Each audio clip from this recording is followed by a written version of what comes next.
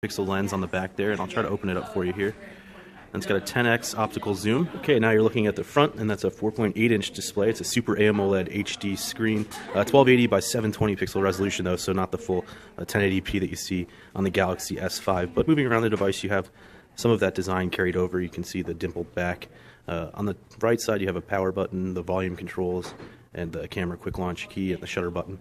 Micro USB charging on the bottom. On the left, there's a micro SD card slot that supports up to 64 gigs of storage. And up top, a 3.5mm headphone jack. And of course, here next to the camera, you have a Xenon flash that goes with it. Under the hood, you've got a hexa-core processor that's 6 cores, taking advantage of a quad-core 1.3 gigahertz processor, in addition to a 1.7 gigahertz dual-core processor. 2 gigs of RAM on board too. Under the hood, there's a removable, and you can see the flap there to pull it up. 2,430 milliamp hour battery, LTE Category 4, and like I said, 8 gigs of storage on board in addition to the micro SD card slot. And up top here, a 2 megapixel camera. Let's check out some of the camera features, and I just do that by hitting the camera button there.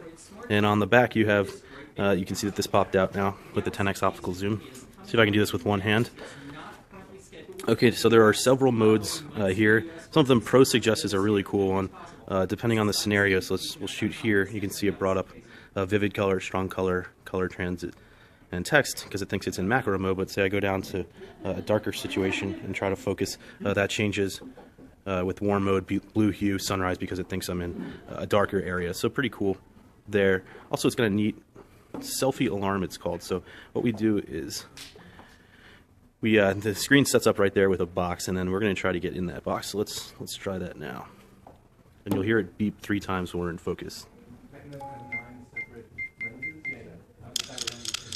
So it had a little delay because it was probably looking at the camera, didn't think it saw my face, but there I am. So you can use the nicer camera, the 20.7 megapixel camera, to snap your own photos as opposed to relying on the 2 megapixel front-facing camera. So right now, no plans for this to launch in the United States, but different variants will launch around in Asia, and we might see a 16 gig storage version in some markets, but so far, nothing here. And I just wanted to bring you a quick look here. It's the Galaxy K Zoom, and this is Todd Hazelton with Techno Buffalo.